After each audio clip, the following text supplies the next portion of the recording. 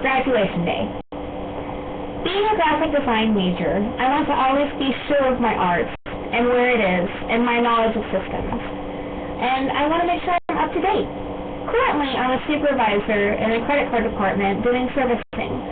I enjoy my job and I really love my team, but it's not my field of choice and I know there's more out there.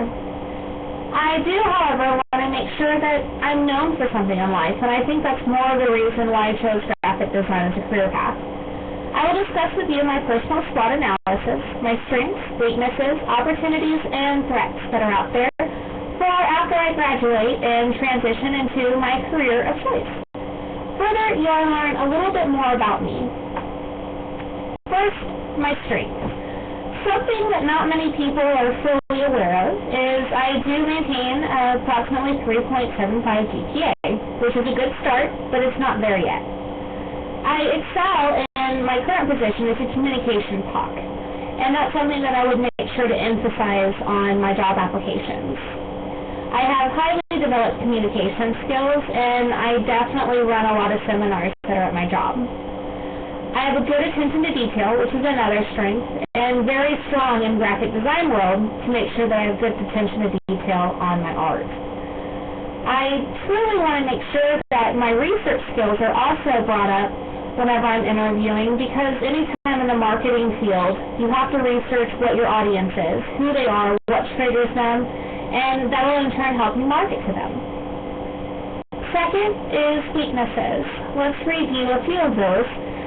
People see me a bit more timid than aggressive, and that can hinder me in the graphic design world if we are trying to get a client, and if they're down to hiring somebody and they don't think that I'll be aggressive enough to reel in a client and have that shark-like persona, then that could definitely hinder my job choice. Especially given somebody else with experience, which I have none, as far as the graphic design world is concerned. So I know that's something else that I'm currently concerned about as well. Third, opportunities. I have, as a graphic designer, many businesses that are out there that I would be able to gain opportunities with. Graphic design is everywhere. Anything with print on it, businesses that print shirts, plates, mugs, also companies that make labels, stationery, stamps. There's always a market for advertising, so there's always going to be a market for a graphic designer. The merchandise that's going to be sold is going to need advertisement, and that's where I would come in. Photoshopping, images, placements, layouts, all kinds of things that give me a lot of versatility in the field. That provides a good standing for where I'm going to be applying for, because it gives me a lot of opportunities. Fourth are threats, and they're everywhere. I will be competing against many people with experience when I have none. That's a huge threat. Not to mention also one of my opportunities. Technology is always changing, and if I don't stay on top of my technology that's going to be out there, then I become obsolete in the graphic design world before I even get started. I must work on my stance with people, so that way I won't be seen as timid, but more of in command and aggressive when needed to be.